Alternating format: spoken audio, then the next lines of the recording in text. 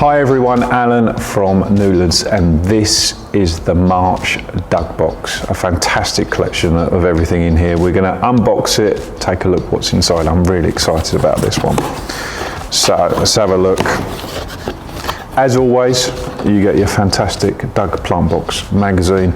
You can actually follow the instructions in there. Or you can follow along with this video. Most people do a bit of both, to be honest. The magazine also has loads of other stuff in there. Goes back to previous months and things like that. So maybe you were a member in December, so it helps you look after the chilies that we sowed then, for example. Okay, we've got some seeds. We've got some plants. We've got this lovely planter.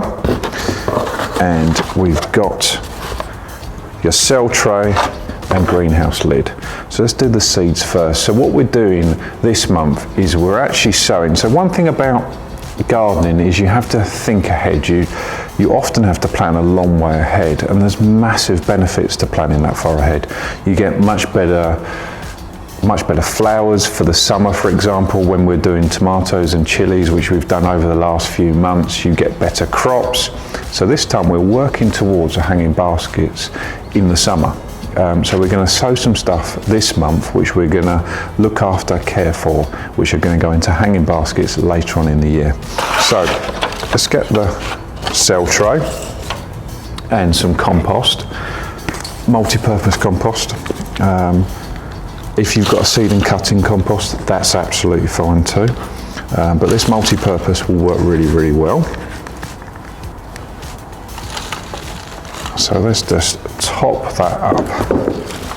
Try not to make a mess. I think anyone that's watched one of these videos before will know I will make a mess. It's just the way it goes. When you're used to producing plants on massive scales, you're not used to sort of trying to make it nice and neat. You're just used to sort of doing it fairly quickly. So we top it up, get rid of any, there's a big lump there, get rid of any lumps, tap it down. You'll see that it's sunk a little bit there. So what I'm going to do is just add a bit more compost, just to make a nice even level to sow onto. So the seeds we've got in here, we've got lobelia, we've also got some alyssum, and we've got some nasturtium. Now, the alyssum and the lobelia are sown in a very, very similar way, sorry. But the nasturtium's sown slightly different. There's not a massive difference, but slightly different. So let's start with the alyssum and lobelia. I'm only going to sow one of them, sowing the alyssum and the lobelia in exactly the same way. So I'm going to turn this landscape, if you like. So we're going to sow 2 rows of alyssum, 2 rows of lobelia, and 1 row of nasturtium. Okay, alyssum and lobelia seeds are tiny, absolutely tiny, and they like to try and escape as well. So what I do is pour the seeds onto my hand. There's more left in the packet, but I'm not concerned about only getting 1 seed per cell. I'm going to get loads. You can't help but get loads. You need very, very specialist equipment not to get loads, or a pair of tweezers. In fact, actually I want quite a few seeds in each cell. So I'm just sprinkling on, I haven't counted, at a guess, you're getting 5, 6, maybe even 7 seeds per cell. Now you'll notice as I sow these are tiny, tiny seeds, which is why it's a bit of a fiddly job. So I'm going to pour the remaining seeds back in there. Like I said, I'm only going to sow the alyssum. The lobelia's done exactly the same way, so you don't need to watch me doing that. Now the nasturtium are massive seeds. They're huge, especially in comparison to the other ones. So with seeds, the general rule of thumb is you sow them as deep in the soil as the depth of themselves. So these, you can see, are much, much bigger. So I'm going to sow these on the surface of the compost, one at a time, just like that. Put the remaining seeds back in there for now. You can sow any remaining seeds you've got, either in another cell tray. Right, and I'm just going to push them down. So they go a lot deeper. So I'm pushing them about the depth of the seed again, which is about, not very good with feet and inches, I'm afraid. So it's about 5 mil, something like that, just under the compost. So all we have to do then is cover them up. So we haven't pushed these down because they're smaller seeds. We've pushed these ones down because they're larger seeds. So literally all I do is just cover them up, just like that. So I'm giving a light covering of compost over the top because we push these down, these are now a lot deeper. Then all that's left to do is cover it up, put it in its drip tray, cover it up. You water it before.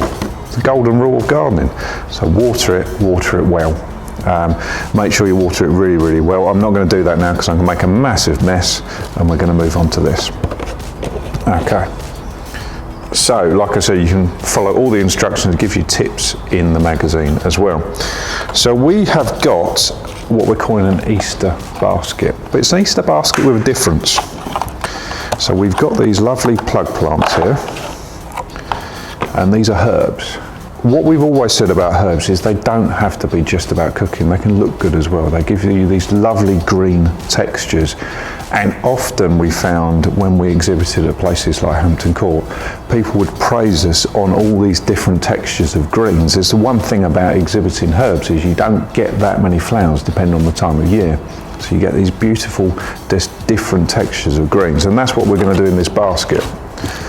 So what we've picked is plants that are really good for cooking with.